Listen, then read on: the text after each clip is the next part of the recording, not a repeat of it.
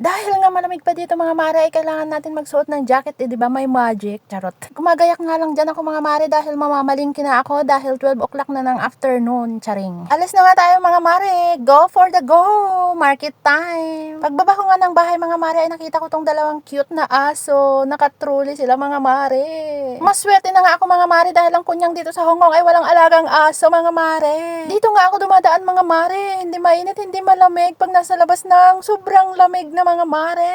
Habang pababa na nga ako dyan mga mare, ay tiningnan ko kung gaano kalayo pa ang lalakarin ko mga mare. Medyo malayo nga ang nilalakad ko mare mula sa bahay hanggang palengke. Habang naglalakad naman ako mare, nakita ko tong sobrang laki ng aso. Ay naku mare, nakakatakot talaga. Fast forward nga mga mare, nandito na ako sa Mongkok. Sobrang linis o diba? Dito na nga ako bumibili ng aking isda mga mare. Fresh fish nga pala ang binibili ko araw-araw at napili ko yung $55 mga mare at pinalinisan ko na rin kasi libre linis naman dito sa Hong Kong. Ayan mga mare, linis na. Tinanggalan nga lang yan ng palikpik at saka balat at saka mga tinae mare. At eto na nga, nakuha ko na ang isda mga mare at ngayon pupunta naman tayo sa frozen meat mga mare at bibili lang tayo ng beef o diba ang dami dito na frozen. At ito nga mga mare ang napili kong beef dahil ito lagi ang inuulam namin mga mare. Hahaluan ko lang ito ng tofu. Ayan, nasa $52 din. Ay, 53 pala. Malabo na ang mata ko talaga. Ano ba yan? At pagkatapos ko dyan bumili mga mare ay umuwi na tayo. At ito nga pagbaba ko ng elevator. Ay, escalator bala yan? Ay, hindi ko na alam. Nalilito ako. At ito nga ang bumungad sa akin mga mare, ang mga sale ng Uniqlo. Grabe naman. Talagang pag nakakita ka ng sale talaga, mauubos talaga ang laman ng wallet mo. Sobrang mura mga mare.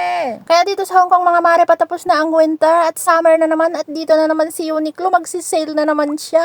Ay, naku, buhay talaga OFW. At marami ka naman mabibili mga mare. Pwede pang suot ng bakla tomboy o ano pa dyan mga mare. Dito lang yan mabibili sa Uniqlo. Mura na. O diba, dumaan pa ako sa salamin talaga. Oh my God. Nakita na yung katabaan ko at malapad na pagmumukha ko. My God. Ang totoo yan mga mare, ay dumaan lang talaga ako sa Uniqlo at naniningin lang ako ng mga prices.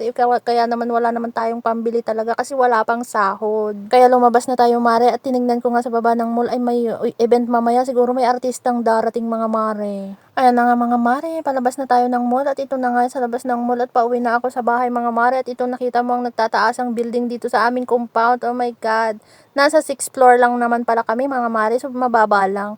Hanggang 52 floor pala yung nakikita yung building mga mare, sobrang taas talaga. So fast forward mga mare, nandito na ako sa bahay. Tingnan mo naman si mare mo, sobrang hagad. Pero hindi naman mabigat ang dala ko mare dahil 3 dish lang talaga ang nabili ko ngayong araw dahil mayroon na akong dish sa bahay na nabili ko kahapon. Yan ang nabili ko, ang pambansang dahon dito sa Hong Kong Choy Sam. O, diba?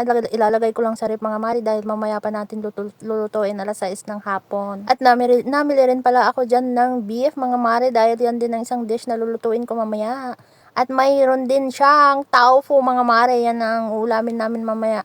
At hindi ko na may papakita dahil ayan, may mushroom pa at may tofu mga mare. Ayan. Ay, tatapon pa talaga ang tubig mga mare. Sorry naman. Tatago muna natin mga mare dahil mamayang hapon pa naman natin lulutuin. At saka yung isda mga mare. Ayan yung nabili kong isda mga mare sa halagang $55. O diba, malaki na siya mare. Kaya lang, medyo pricey nga lang mga mare. So yan lang, ilalagay muna natin sa fridge mga mare dahil mamaya pa ako magluluto at maglilinis ng isda na yan mga mare. Bago ko nga pala lulutuin ay lilinisan ko muna mga mare. Okay, tapos na ngayong araw ang ating pamamalingki mga mare, kaya magpapahinga na ang inyong kunyang, wala nang gagawin. Thank you for watching mga mare. Lagi lang kayong manood sa aking video. Salamat sa mga nanonood ng video ko. Bye! Thank you so much everyone. Mega love shoutout sa inyong lahat.